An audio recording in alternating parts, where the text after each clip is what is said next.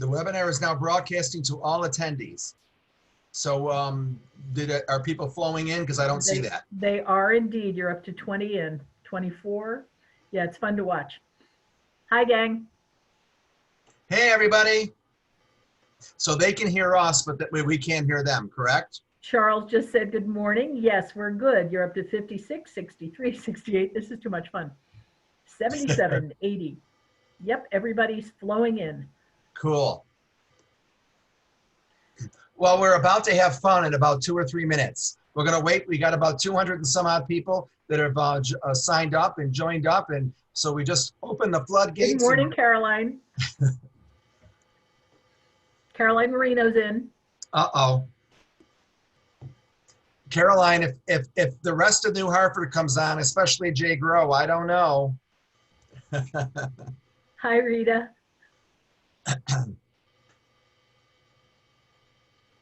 Oz's here. So Jackie, I think we're in for a treat. We got a whole bunch of fun people on here, and we're gonna have some fun this morning. And we're gonna get started probably at right now. It's 9:59. We'll give it about 2 minutes, and then I'll go ahead and get started. And if people come in late, they can just go ahead and join us late.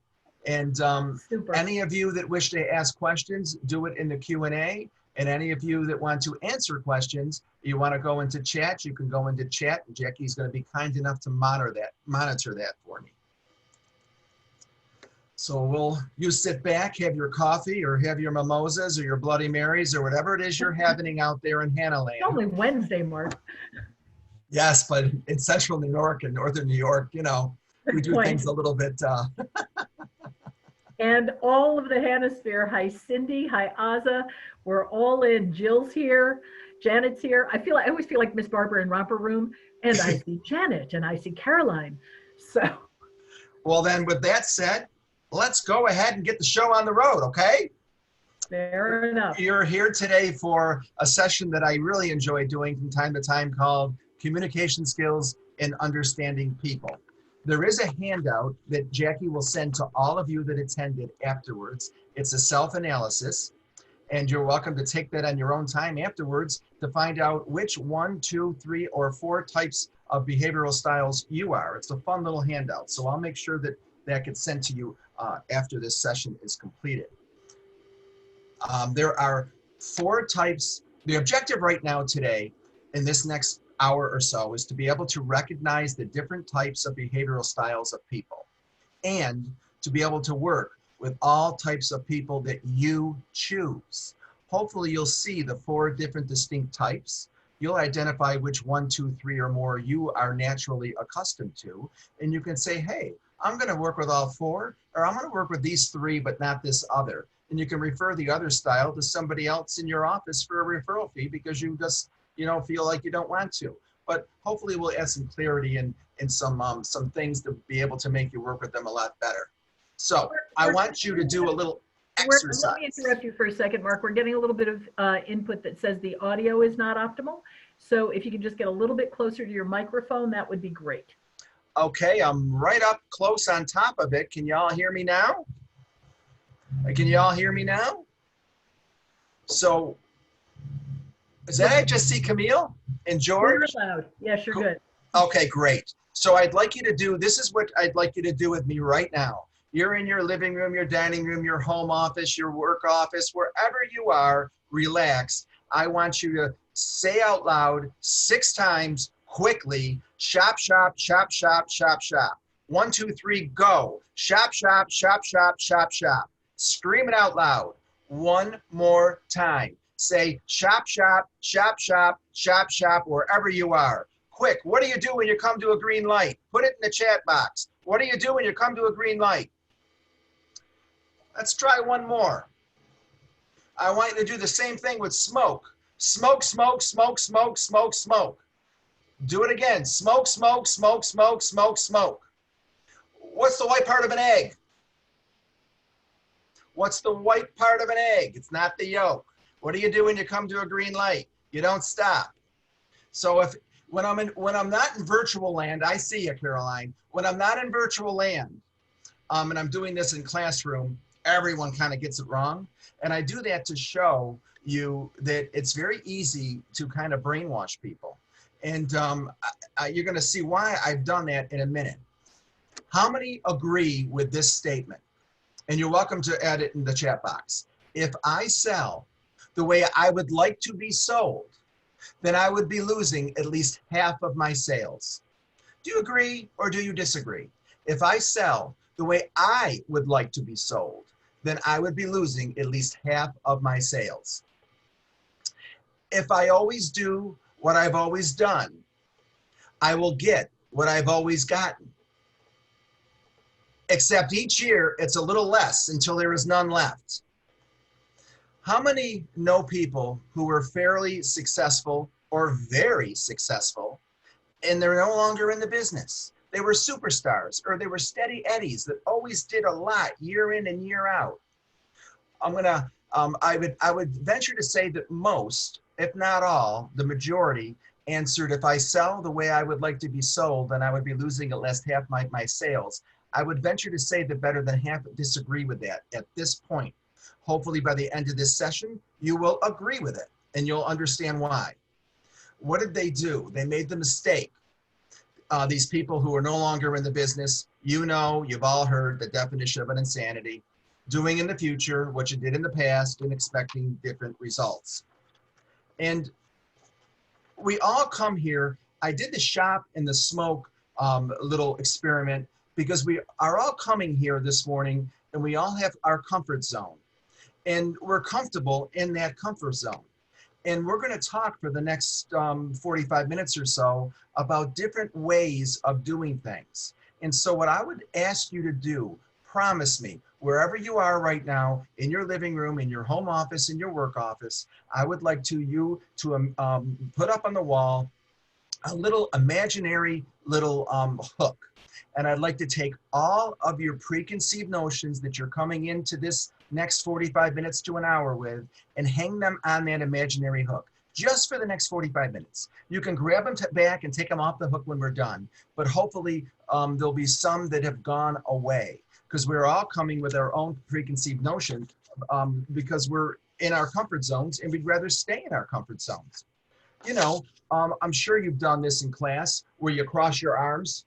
People ask you to cross your arms and then uncross them and do them the opposite way, or clasp their hand and undo them with the other thumb on top of the right thumb instead of the right thumb on top of the left thumb. And it feels kind of awkward, doesn't it? And it's almost like, I don't like that.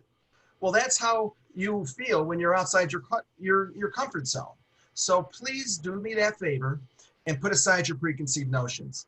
Because the reason why you want to stay in your comfort zone is we're afraid of making a mistake, right? Don't be afraid of that. The greatest mistake a person can make is to be afraid of making one. No one can make you feel inferior without their consent. I love this quote by Eleanor Roosevelt. You know, people look at us and we're like, I don't want to make that call. I don't want to do that thing. I don't want, because I'm going to look foolish or I'm going to feel like I made a mistake. I ask all my managers that are out there and all our new agents when they first go through training, make a mistake, learn from it and grow. If you don't make any mistakes, you won't learn and you won't grow. The level of thinking that got you to where you are today will not get you where you want to be tomorrow. Let's stop there for a second. That's always true, but man, is it especially true in this unusual, unique time of coronavirus. Because so many of you, I am so proud, we are so proud of you for trying the virtual open houses, the virtual tours, taking the virtual sales, and all that sort of thing. You know, for those of us that have been in real estate for many years, we all know, Jackie, I'm sure you agree, everything starts on the West Coast and slowly works its way across the country and eventually ends up here on the East Coast. Well, they've been doing the virtual tours and the virtual open houses and the virtual everything else for a while now. So it was eventually going to get here, but it just got here overnight in the last few weeks. And so a lot of people are thinking, no way, I can't do that. A lot of people are skittish and they're trying, and still others are out there full blast doing it. I know in my heart of hearts, when this COVID virus goes away and we're back to whatever we want to call normal, when the time comes, we will be doing real estate in a different way.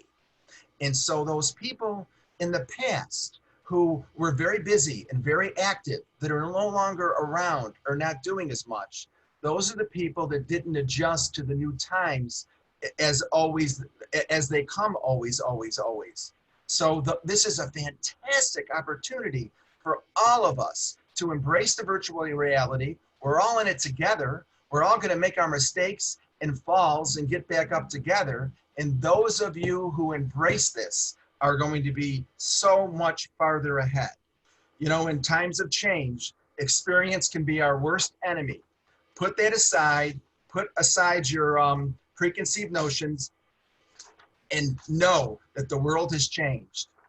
A person's mind, once stretched to accommodate a new idea, never returns to its original dimensions. So I like to do queer little things when I'm doing a little session. So look at this matchbox. A person's mind, once stretched to accommodate a new idea, never returns to its original dimension. See? So try these various techniques we're going to talk about, and I promise you, you will grow and you'll be further ahead. There are 4 main behavioral styles: the driver, the theorist, the feeler, and the analyst. If you do research on this, you will see those 4 types, and they're also known by various names. They, depending upon who's writing the book or who's writing the article, but they all have the same 4 types of behavioral styles. They just might call them by different names. But those are the 4 types of behavioral styles that human beings have. And we're going to discuss where you're going to take that self-analysis when we're done, and you're going to find that we generally are 1 or 2 out of the 4 naturally. And then 1 or 2 we kind of aren't. I've seen it on rare occasions where it comes out equal and you're like equal on all 4. That's very rare. Or you might have 3. But generally you're high on 2 of them and very low on 2 of the others. And that's what I meant, and I'll explain later. If I always sell the way I want to be sold, I'll lose half my business, because we're selling to our style subconsciously, unconsciously, and naturally. And I'm going to explain the different styles, and if you choose, how you can respond and build rapport with them. How many have heard of NLP, neuro-linguistic programming? Put in that chat box. Raise your hand, yes, no, maybe, what have you. If you've ever heard of NLP or neuro-linguistic programming. It became big in the 70s, and it's gone forward full speed ahead. And I've read much literature, books, articles. Neuro-linguistic programming, let me caution you. You can use that to influence people, but you want to influence people in a positive way. Not, you can use it in a negative way. You know, those people at Jonestown that drink the Kool-Aid, that was influenced in a negative way. You don't want to do that. You always want to go for the win-win. I live by the philosophy, you kind of reap what you sow. You put out good, you get good back. And likewise, if you put out not so good, you get not so good back. So I truly feel that 99% of the time we can do a win-win. What goes around comes around, and use it for the win-win to help people. So Mark, neuro-linguistic may I just program. interject? Only one of our attendees has heard of NLP. So Really? You're going to elaborate on that. Okay, this is where I'm going to go right now with it. Neuro-linguistic programming, the different types are mirroring, pacing or leading, matching, crossover matching, and then of course you can use it to test rapport to see if you're going for that win-win. But one other word of caution, and I'm going to explain these different types right now. One other word of caution, you want to be sincere with people. You can't fake sincerity. And people know in their gut if you're being phony or if you're a fake. So if you're with someone and you're trying to build rapport and you don't like those people or you don't care for those people, you can try as you may, but it's not going to come across as sincere. So use these techniques with people that you feel you want to build rapport with and move forward with. So let me explain a little bit more about NLP, mirroring and whatnot. Mirroring and matching are two different techniques of NLP. They're used to gain rapport on an unconscious or subconscious level. It's basically what you're doing is you're becoming like the person to whom you want to connect with. If you don't remember anything else today, remember this: sameness builds rapport.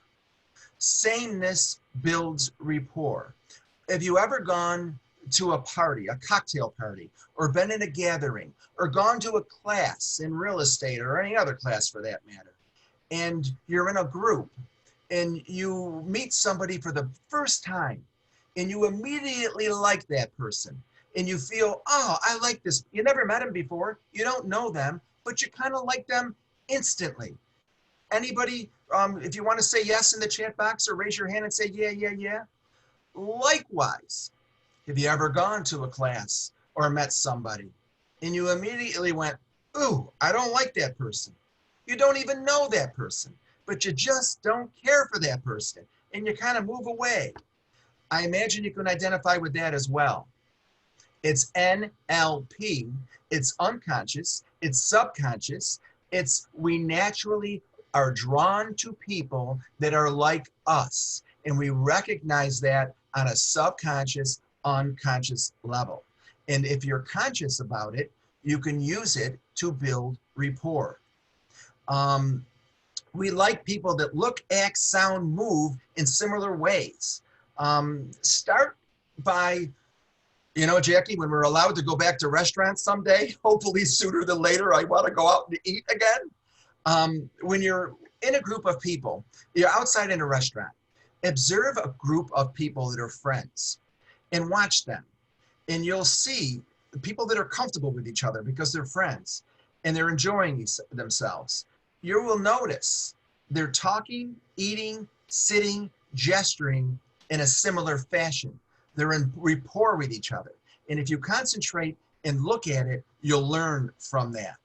There's several neuro-linguistic programming things that we can do.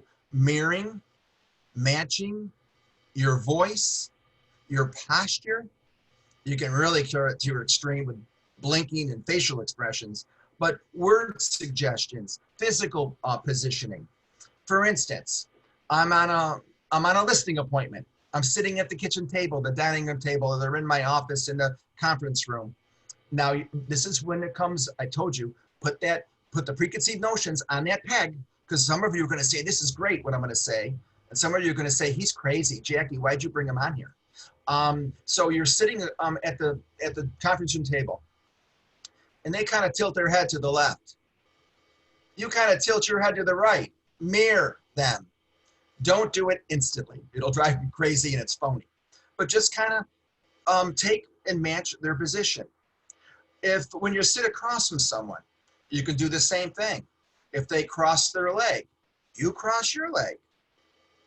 If you want to do a crossover match, if they cross their left leg onto their right leg, maybe move your right arm, a crossover match. Or cross your right leg onto your left leg. When a person talks, observe their gestures, their hand movements. I use my hands like crazy. Somebody else uses their hands, I'm naturally going to be liking them. I don't do it on purpose. It's just the way it is. You know, yesterday I talk fast. My wife's on this and she's laughing right now, I'm sure, wherever she is, because she's always telling me to slow down. Speech is so important. If you're a fast talker like I am, and I'm with someone who's a slower talker, I'm not going to bring my voice way down so slow that it's phony, but I'm going to notably lower my pace to match theirs more closely. Yesterday morning, I was on a recruiting call with someone that I like very, very much, that we're trying to get that company to come over. And she speaks way fast, and I do as well. So we were in tune, and we had a great meeting. As a matter of fact, Jackie, tomorrow I've got a Zoom with her and Tom Scholler. I'm so excited about it. So I made a phone call right after the meeting to set up this appointment for tomorrow, and I'm going a mile a minute. And then I said, oh, to the person I'm speaking to, I think I'm talking too fast. Sorry, let me slow down. I believe in being transparent. I believe in telling people what I'm doing and why I'm doing it, because then they know I'm being sincere and I'm going for a win-win. But I noticeably lowered and slowed my speech because I had just come off a call where she's even faster than me, and I'm naturally like that. So what I'm saying is be more in tune to your gestures and that sort of thing. And I mean, if you're talking to somebody and they have a Southern accent, you don't want to break into a Southern drawl, unless you're Jackie Cassera and you're an actress and she can pull it off. But other than that, I'm teasing Jackie, but you don't want to do that. But you don't want to be phony, but you want to match, mirror, pace, lead, that sort of thing. Is this making sense to anybody, or are you thinking I'm whacked? What are they saying in the chat box, Jackie? Actually, we're getting lots of affirmation, Mark, and I'm laughing at it because if I was actively selling now and knew then what I now know to be true, I fall into a very expressive personality type, and I would get into a car with clients, and if they were in the category of analysts or theorists, and they were quieter than I typically am, I'm under another typology system. I'm called a socializer. And so if I would get into the car with somebody with a pocket protector, it was usually the clue, and they would not be talking. I would be asking them qualifying questions and looking in my rearview mirror to see what the response was. And they wouldn't respond quickly. And when they wouldn't respond quickly, it made me nervous. And so when I got nervous, I talked more. And again, if I knew then what I know now, I would have stopped talking and given them some space, because all they were doing was praying that I would stop. Because you're in tune with that sort of thing. It's incumbent upon us to make that, when we're in service or sales, whatever you want to call it, it's incumbent upon us to build rapport and make them comfortable, not for them with us. So if you recognize those things, you can do that. You can actually test to see if you're in rapport. And I want to tell you how to do that. It's not 99.999% foolproof like Ivory soap. It's 100% foolproof. You can test to see if you're in rapport and know 100% whether you are or you aren't.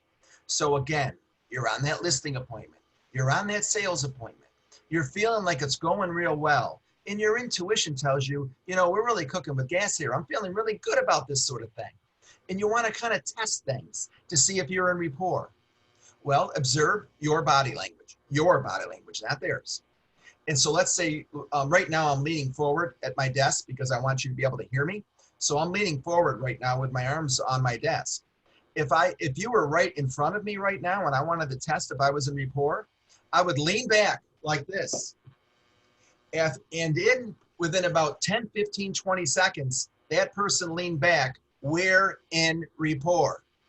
If they don't, we are not in rapport, 100%. Or likewise, if I happen to be leaning back in a relaxed decision, I'm in a social thing and we're on a couch and we're watching TV and we're chatting or whatever, and I want to test rapport for whatever reason, I would, instead of being back and relaxed, if I lean forward and go like this, if we're in rapport, they will slowly follow suit.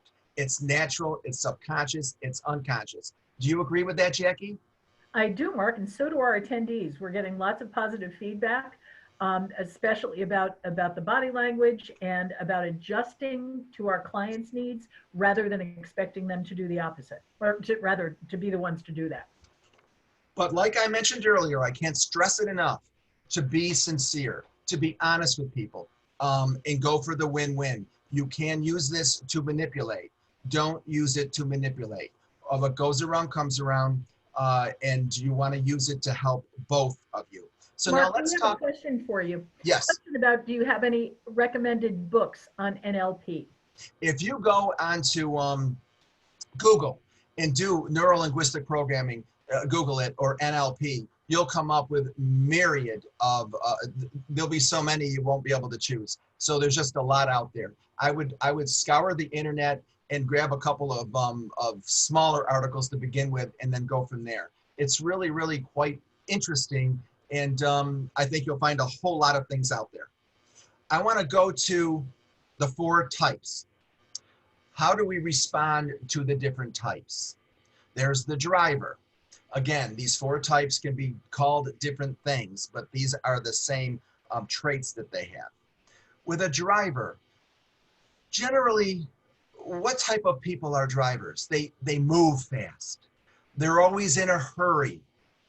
They don't have time. You want to acknowledge with those people when you're on a listing appointment or a selling appointment. People are always giving you signals on how they wish to be treated and on who they are. So just learn to be observant. We do things the same way every day, unconsciously and subconsciously. Note tomorrow morning when you get up and put your pants on, you either put your right leg into the right leg first and the left leg second, or vice versa. You either put your right shoe on first every single time, or vice versa. You brush your teeth the right way. We all have our automatic ways. We do that in life as well. And a driver type of an individual is not going to want to do a lot of small talk. Is not going to want to sit around and just kind of talk about this and that. They want to get to the point. And that's typically your driver type person. There's also what's known as a theorist. That's someone essentially who thinks a lot on a cerebral level. They're oriented to figuring things out and thinking at a cerebral level. Give them time. Those are the people that want different types of unique ideas on how you're going to market their property. And listen to them, ask for their input on things, and respond and be responsive to their ideas. You're going to market their property a little differently than you may a driver. The feeler. Again, if I was in a classroom in front of you, we'd be more tactile in discussing this, and I'd be asking you to tell me more things. So I'm doing this differently in a virtual way with you right now. And I'm stretching outside my comfort zone, because I normally take a couple, 2.5 hours and have a wonderful afternoon or morning with people when I'm talking with people and in a session. And I'm doing this and I can't see you. It's driving me crazy, because I'm a social person like you, Jackie. You know, Mark, it's kind of weird not being able to see people. it certainly is. And speaking to the screens is always a challenge. We get used to it like we get used to everything. But we had a couple of interesting comments. Shauna just said the positive of presenting in Zoom these days is that you can see the faces at the same time as you're reading body language and expression. And that actually speaks to what you're saying, because when we have Zoom meetings, Yes. we can do that. But when we have a Zoom webinar, without having somebody, taking questions and looking at them, it's very much a solo kind of experience. And it's very daunting for the presenter, especially if you're somebody who's more of a theorist, more of a feeler, and more accustomed to working with people. And then we had a question about whether you have any suggestions. Jennifer asked this, if you have suggestions for someone who, if you're a driver and someone who can normally follow rapport, and due to the current situation and current times, they're finding that people are acting odd and often standoffish. Also, if we're wearing masks, how are you able to determine this? I found that going into grocery stores and stuff with a mask up to the bottom of my glasses, I have to be especially expressive with my eyes, because I feel like everybody can think I'm being very serious when I'm not. So what's your thoughts on that? These are great questions. Jackie, I'm trying to pace myself when I go to the grocery store or when I go out. I don't do it as much as I did before. And yesterday I stopped at the grocery store. I put my mask on in the parking lot, and people are walking. I honestly, I thought of this yesterday. and these people walked by, and I smiled. And I'm like, holy crap, excuse me for saying crap. Oh my goodness. I said, I like to smile to people because I like to give other people positive energy. I smiled, and I'm thinking, they don't know I'm smiling at them. And it bothered me. It actually bothered me. And then when I got home, I went into the office yesterday because we're allowed to go into the office, with if you have less than 25% of the people in there. And I stopped and I met with a young man about maybe doing a new driveway. I needed a new driveway. And I had my mask on, and I went up to shake his hand, and I stopped. And I thought, oh my goodness. And I apologized. I said, I'm so sorry. I normally come up and shake hands. And I obviously I can't in the world we're living in today. And it was awkward, and I didn't like it because that's my way of expressing myself. But the fact that I acknowledged that and said it to him, it kind of made up for it, I kind of think. So I'm learning along the way, and I'm noticing that as well. We're seeing lots of comments to that effect, Mark, that we need to be smiling with our eyes and making eye contact, and that people are seeing more eye contact than they saw previously during this time. And when I did that yesterday in the parking lot of the grocery store, and I thought, oh my God, they can't see me smile. I thought to myself, I really have to smile. And I thought, Mark, that's silly. You can smile with your eyes, but you have to make a concerted effort, I think, or at least that's what I thought, because this is all new to me. I don't like this mask bit. I like it that you can show your own style. Nancy got me one of those big lips, the Rolling Stone lips for my mask. Right.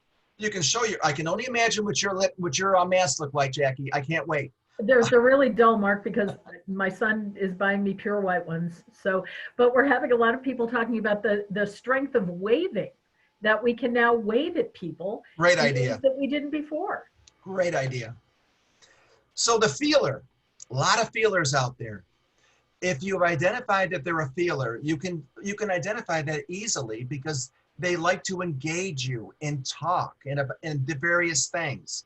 So if usually a lot of times, unless you know somebody really, really well and you're going to list their house, you go through and you list it the same day because you know them. But if they're a referral, or they came through an open house, or there's somebody that came off of a Zillow or whatever, and you don't know them, generally you're going to go through on that first appointment. You're going to walk through how many bedrooms, how many baths, get a lay of the land, why are they selling, that sort of thing.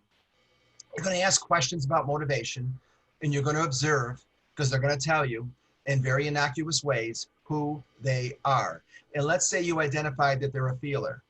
When you come back the next day with a competitive market analysis, you will want to take time for small talk with them first. You'll want to, let's say you're on a team. Let's say I got team members out there, 2, 3, 4, 5 team members. You're going to want to reassure them.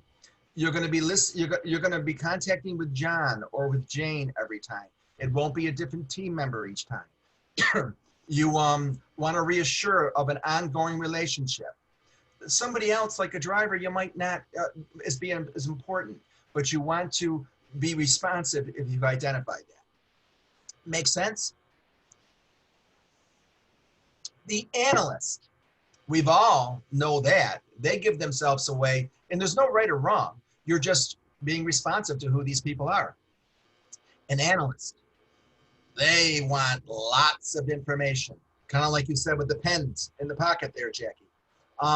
If you've identified them as an analyst, when you go back for your competitive market analysis, bring back and go through page by page by page your listing presentation book. Excuse me. And if you don't, and XYZ real estate goes through theirs, they're definitely going to get the listing and you won't. You want to leave behinds with them, leave things behind. You want to be organized, and you're going to know your listing appointment with an analyst, leave a lot more time than you would on your listing appointment with a driver. And so know that well in advance. Again, it's incumbent upon us to respond to the people and who they are. So those 4 different styles can show you how to change your presentation and build rapport with various people. Make sense?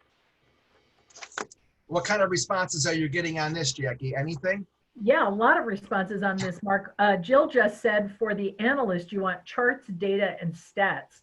And one time I heard it put this way, that people who fall into the warmer, more feeling categories make decisions emotionally and justify with data. And people who fall into the more analytical driven categories make decisions with data and justify with data. You got it. Absolutely. And Jill, I'm glad you brought up about the charts. So that's a very interesting, good point. As I mentioned, if you have the listing presentation book, you're going to want to go through page by page by page by page and show them charts, but go through all the pages. With a driver, you still want to bring out that listing presentation book. Two reasons. One, you want to show you're professional and you have one. And two, you want to go and pick out the 2 or 3 at most, 2 or 3 charts. A picture says 1,000 words. Hit those charts. Don't not use it, but bring out the 2 or 3 best charts, but don't go through every page or you'll lose them. I'm glad you brought that up, Mark, Jill. Great point. Lynn just commented that we frequently see that if you have two people buying a house, a husband or wife, or a pair of people, that frequently they have different personality types and different NLP styles. And so we have to be able to accommodate and, first of all, recognize both. Absolutely. Who said that? Who said that? Lynn Anderson said that. Lynn Anderson, thank you so much for bringing that up. I'm going to mention this. I happened to mention that my wife is on this somewhere in the other room. Case in point, that is usually the case. So case in point, the house we're living in right now, we had been looking at houses for months. For whatever reason, you know how it is, a shoemaker with the worst shoes or whatever. I couldn't find the house we wanted. We were moving up into a different house. And one day we were driving around on a Sunday and we drove by a development that's one of my favorite developments. And I saw an open house sign out front. And I knew this development. I had searched this development before, but this house it didn't respond to me on paper. So I never bothered to look at it. But I didn't know which house was open. I saw it out on the main street. So I said to Nancy, let's go in there and see what's being held open in Pioneer Farms. I did a U-turn, went in there, and walked into this beautiful ranch.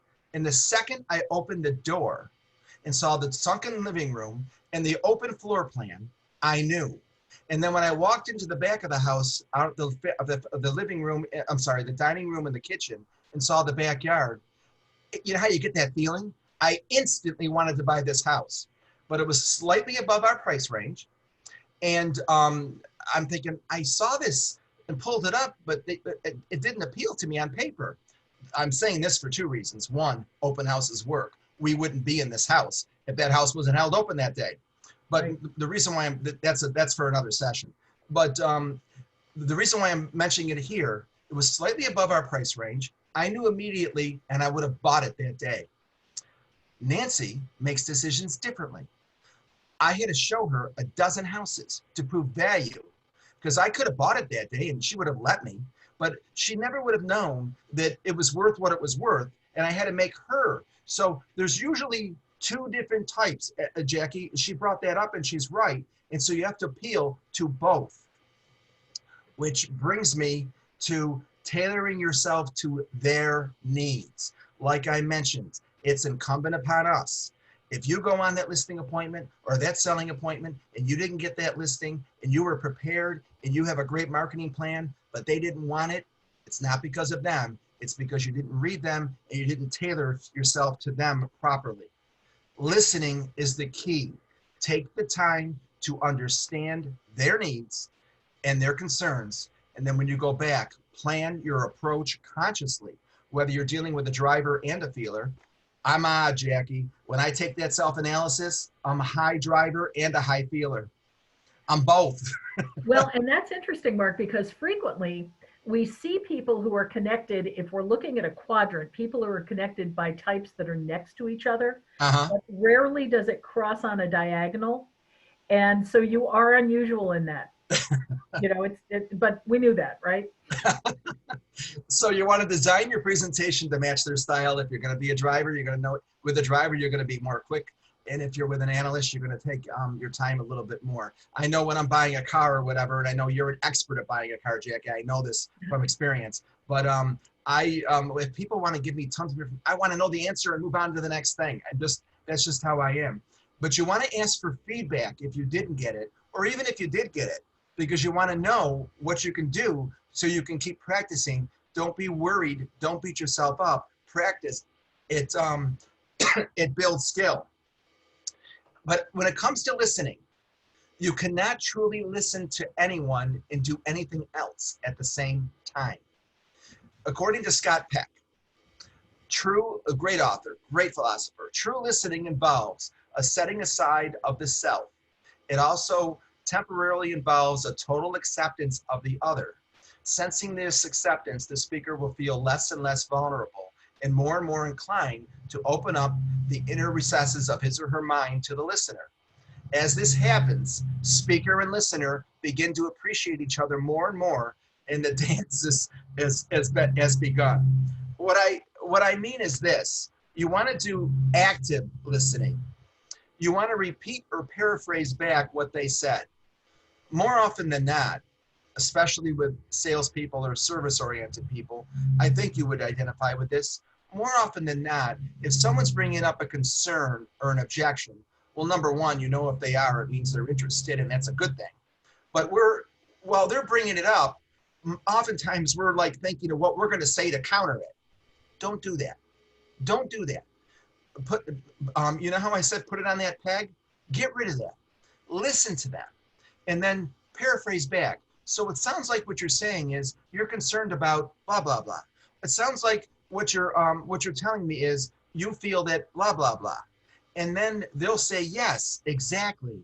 And if you get that nod or that yes exactly, you're going to see almost an audible relief, and then they'll listen to you much more fully because they know that you respected them enough to listen to them. Does that make sense, right, Jackie? It does. And Robin just chimed in to say the Ford technique, the FORD that we do with family, occupation, recreation, and dreams is also an excellent application of what we're talking about here. We had an interesting observation from Susan. Susan Lewis, Mark said, some of my very favorite clients were, hang on, I just lost her. Hold on one second. Hang on a second, I'm coming back. I will find Susan.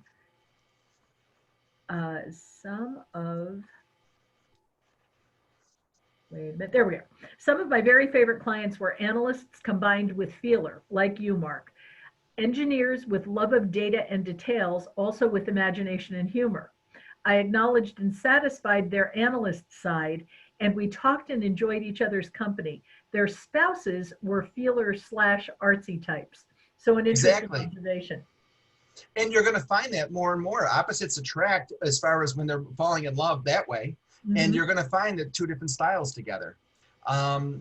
So note that. That's a great point. I would urge you, again, I feel that it's so important to be transparent, sincere, and honest. So when I was selling real estate, I would ask them, how do you buy? When you make a purchase, a big purchase, I'll say, how'd you buy your last car? And I'll listen. And if they, knew what they wanted a specific kind of a car, and they went to a dealer and bought it that day, that tells me something. If they tell me, thought I knew, I kind of knew, and I zeroed in on something, but I went on the internet and I searched and searched and searched, and I went to 2 or 3 different dealers, and then I bought. That tells me something. So I asked them those questions. How'd you buy your last car? How'd you buy your last house? A big ticket item, because we buy the same way all the time. So you want to find that out. So if you're the type, I'm speaking with the one person and they say, I knew what I wanted, I went out and bought it. And then they tell me that they went ahead and researched it. Then I'm going to say, I asked you that question because we're in a market right now where if it's priced right, it's multiple offers and it's going. And, I've been in real estate long enough. Those of you that have been in real estate a long time, I bet you would agree with this. When you get to know your clients, you go out and you know the inventory and you pick 2 or 3 or 4 houses to show them. You kind of think, I know they're going to want this house. And then when you show them the 3 or 4 houses and you see their responses, you know the house that they want. Now, if you're with somebody who you ask that question to and they go out and they buy it quickly, I'm going to tell them right up front, because we're in this kind of a market, and they're not staying on the market, if I think you want it and you tell me you want it, I'm going to push you a little bit. Instead of saying I'm going to go home and think about it, I'm going to urge you to not go home and think about it. Do we put it on paper now? When and if it gets to that point. If they're the other type that want to research everything, nothing wrong with that. That's the way they are. You know, you got to kind of back up a little bit and let them lose a house or two before you can push them. So you've got to ask them how they buy, because that's how they buy, and you want to be comfortable with them. Does that make sense? It does, Mark. And Jennifer Worthling just had a really good question. She said, can you go back a little bit and talk about when you're dealing with the couple, whoever the couple may be, how do you tell who's the decision maker? And how do you engage with both people in a way that nobody's insulted, but you can actually tell who's going to be making the decision and moving the transaction forward?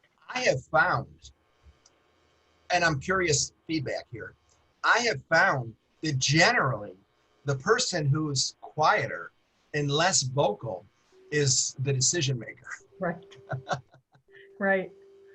And I know that when I'm out there and Nancy and I are buying whatever we're buying, and I'm asking away and I'm talking and I'm this and I'm getting excited, and she might throw in something here or there, and then they might ignore her and they pay attention to me. Just not a good thing. Just because I'm always going to defer. I'm always going to defer. And so what you want to do is, people are giving you signals, and just listen to what they're saying or listen to what they're not saying. Watch how they interact, and please, above all else, give both attention. Don't ignore the quieter person. Right. And Mark, let me just observe that in a large group of people, I don't think either you or Nancy would ever be identified as being a quiet person. You're probably right. I know Mark and Nancy quite well, thank goodness. But I can say it's really relative, because when people are in a situation where they're paired and they're balancing each other, you frequently see that one person becomes the more expressive and the other person becomes the more observant. And so I think that happens a lot of times when we're dealing with couples. And everybody's agreeing that how you deal with both people is so pivotal, because we can end up inadvertently insulting someone where that's not our intention at all. And above all else, I really truly mean this so sincerely, to be transparent and tell people why you're doing it. People don't want to be tricked. They don't want to be sold. And if you're err on the side of transparency, and if you're telling people why you're doing things, more times than not, they're going to respect you for that, and they're going to be comfortable, and they're going to trust you, because in the end, they need to trust you. So I wanted to go over how you buy. In this next slide, I love this slide, and this ties into neuro-linguistic programming in a big way. The best time, of course, you always want to prospect, but the best time to reach out with a mailer or a contact, you're calling your database, and you want to speak with them, and you want to touch base. These all have something in common. See if you can identify what they are. New Year's, this is times of the year. New Year's, spring, Memorial Day, Labor Day. Notice I'm talking with my hands. Halloween, and their birthday. What does New Year's represent? New beginning, new year. What does the spring represent? The end of the winter, the beginning of spring. What does Memorial Day represent? The end of spring, beginning of summer. What does Labor Day represent? End of summer, beginning of fall. Halloween's a tough one. What does that represent? Anybody know what that represents? The beginning of the holidays, whichever holidays you observe. Generally, it's that time of the year, it's becoming the holidays. And then the person's birthday. What do they have in common? Their change of life occasions. And according to neuro-linguistic programming, we all have goals, we all have ambitions, we all have things we're gonna do. Whether it's to put in a new driveway. And yesterday I saw, like I said, on the way to work, them putting in this wonderful driveway, and I pulled over to the side of the road and I put on my mask and ran over, and they came and gave me a price last night, because this is the beginning of spring and it's been in my mind, I got to get this driveway done. We tend to do things unconsciously and subconsciously at these times of the year.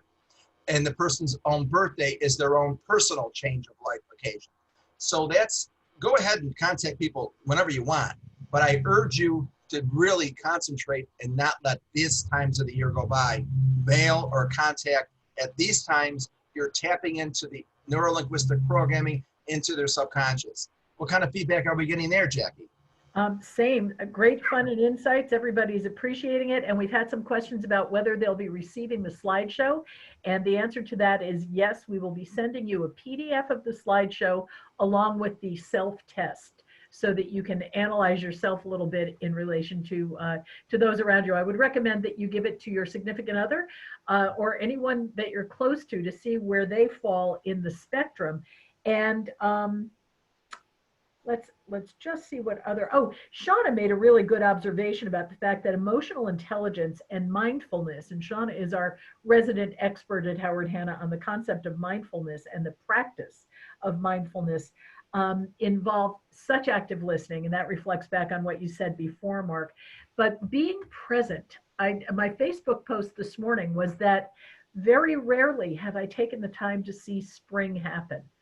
And I think that that's something that oddly, this unique circumstance that we're all in together has allowed us, that we're slowing down. And, you're seeing the videos on YouTube with the animals all coming into the populated towns places, and so it's interesting because I think that we're not necessarily looking at this as a time that affords us some slowing down and observing and paying attention to things that we weren't necessarily paying attention to before. You are correct, that's for sure. When you send out the slideshow, which I'm happy to send out, thank you, Jackie, and the self-analysis of your communication style, which looks like this, you'll get this. And there are directions on there.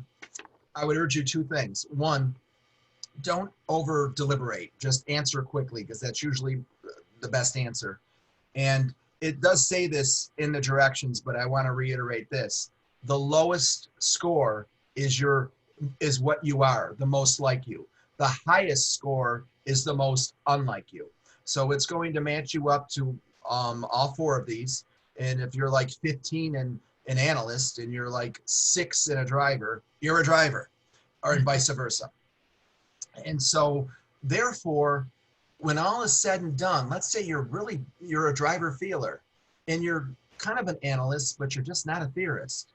And you can either change your way so you can build rapport with all four, or you can say, I'm cool with these 2 or 3 types, but I'm not with the others, so I'll refer this to someone else. So for a referral fee. But let's go back in the beginning. I asked you the question, if I always sold the way I would always want to be sold, I'm going to be losing half of my business. And I bet most of you said, I disagree. Now you might agree because we sell the way we want to be sold. So if we're a driver and we're selling to an analyst, we're not going to build rapport. Or if we're an analyst and we're giving them a ton of information and they're with a driver that doesn't want all that, we're going to lose rapport. So you have to change consciously to suit their needs. Does that make sense now? Hopefully everybody's saying yes in the chat room. Yeah. So that's what I'm hoping that you take away from today. If you think you can, remember, if you think you can do a thing or you think you can't do a thing, you're right. So if you think you can't do a virtual open house, if you think you can't do a virtual listing, you won't be able to. What's the worst that can happen? Again, nobody can make you feel foolish without your permission. We're all in this together. Give it a try. I'm seeing people who a month ago said there was no way they would do it. And now they're starting to do it and they're getting listings. And everybody, the beauty about it is normally when you get into real estate brand new, you're up against a whole bunch of other people who have been doing it for years the same old way. Now we're all in it, whether you're doing it a different way, whether we're 15 years in the business, 5 years in the business, or 1 month in the business. So you're all equal right now. We're all going to be a little nervous and crazy about it. So take heart and give it a try. The worst that can happen is you failed. Get back up and you'll be better the second time around. My former company, I've been with this company now through 4 transitions and 4 buyouts. So it's basically the same company, but it's been through 4 different owners. And when we were Gallinger Real Estate many years ago, which is the same type of company as Howard Hanna, they were #1 in Pittsburgh. We were #1 in Central New York back at the same time. And we were similar size companies at that time. And I knew them back then, and we had great respect for them back then. As a matter of fact, you got Yvonne Guthrie, I used to go to recruiting conferences together, and we'd share ideas back then with one another. Back then, we took a survey at Gallinger Real Estate of all of our top successful agents. They were all different ages, personalities, shapes and sizes, and personalities. They all had, successful agents had one thing in common: persistence. Persistent people begin their success where others end in failure. All of some of them shared different qualities, but none of them shared all qualities. Everybody had the persistent quality. So get back up, be persistent. And my last slide is this. This is a Mark Ray quote, because I live by this and I feel strongly about this. Life is about your attitude. Have the right attitude, and most of all, be enthusiastic and passionate in all you do. It shows, it attracts, it succeeds. Think about it. How many see the cup half empty? How many see the cup half full? How many are just grateful for the damn cup? With that said, that's my presentation. I was trying to, put it out to last about an hour or so, and we're 55 minutes into it. So I'm hoping that you can go take that hook back and put it back on, but hopefully you broadened, and you've stretched yourselves a little bit more, and you'll pick 1 or 2 ideas and go with it. What's the worst that can happen? You'll make some more sales. You'll open up to some new ways and have fun with it. Is there anything I've left unsaid, Jackie? Mark, you have so many compliments rolling in, and everybody is thankful for your presentation and very appreciative of you personally. Angela had a great observation, and she said that the cup can be refilled. And I think that's a good one. We especially have to be paying attention to. And I will play Ed McMahon to Mark's Johnny Carson any day of the week. But I want to call to all of your attention. We have another class that's going to be coming up sometime in May. And it's called Customer Focused Selling. And it's very much along the same lines as this class that focuses on NLP, because all of the personality typologies are really centered in the same science. And it is scientific. And so I would I'm going to make sure that everybody who's enjoyed this class is invited to that class with a special invitation in addition to our general invitation. And so I just hope everybody continues to tune in, because we have a huge wealth of talent in this company, and we are getting some of the very best of them on these webinars, and the feedback from all of you is awesome. So Jackie, we didn't have to break out into doing any gypsy or anything for this, huh? No, we didn't, Mark. But here's what I can tell you. We actually have a couple of questions outside the chat room. Let's just see. Will Mark review how to be certain if a client is a theorist or an analyzer? And that's an interesting distinction, Mark. That question comes from Judy Knupp. And she said, are there any quick behaviors to look for? I ascribe to the Tony Robbins system of identifying personality types, which divides us into the director, which is the driver, the thinker, which is the analyst, and the relator, who's the feeler. But it has the socializer in there, who I think is a little bit different from the theorist. And so where is that distinction, and where do you find I think the similarity between the theorist and the socializer lies in the expressiveness to a degree, but more frequently the search for uniqueness. So where does the socializer really fit in? One thing I didn't cover, because in a longer class I go in and we do role play and whatnot. But one of the things you'll notice, and I talk about keywords and eye contact and whatnot, or lack thereof. A driver will look directly into your eyes at all times. A feeler will look into your eyes as well, but it won't be like this. It'll be a little more warm. More indirect. A theorist doesn't look at you. They're kind of like this. You know, they're kind of thinking. That's a giveaway. And they use words like different, or they'll give away themselves that they don't want to do things the same way. They're always kind of up in their head. Again, I'm not judging. I'm just telling you there's different ways. So a driver will look directly into your eyes. An analyst will look way directly into your eyes, more intensely. A feeler will be more warm about it, and a theorist won't even. You'll notice that them looking away. I noticed that number one out of all four of those things. And just go for words that give themselves away, that they're not precise. They're thinking more theoretical about things in a different way. They're the most there's all four types out there, but they're less common than the others. I have found. Right, and actually real estate has brought in quite a few feelers historically, but we've seen more of the analytical personality coming into the business from the time of the corporate downturn. Yes. So that we got a lot of people who were spending their day staring at screens and found that they wanted to have more interaction with human beings. And there is room in our industry for absolutely every personality type and every combination of personality types. There's no right or wrong. We Absolutely. had a question mark about whether the recording will be available, and absolutely it will be available probably by tomorrow, and we should have it in the Town Square publication that will be released and in your mailbox on Tuesday and Thursday at about 10 o'clock. And so that's coming from Hobie, and we're including all of the links to the recorded webinars, and this one will also be in there. Did you say this is coming? Did you say that's coming from Hobie? Is Hobie on this? Oh, no, Hobie's not, okay. no, not the question, but the Town Square publication that comes under Hobie's name. And Gotcha, so that'll be in there. And the link will be published, Mary Kay, so you can look for that. And please, by all means, send your questions into either Mark directly at markray@howardhanna.com, to me directly, Jackie Casera @howardhanna.com, or to our education department, education@howardhanna.com, and we'll make sure that we get answers and whatever additional training you guys are interested in. So thank you. Stay safe, be well. It was fun. Thanks for coming. Thanks for joining. Thanks, everybody, Mark, and you can end the meeting. Okay, great. I'll do that right now.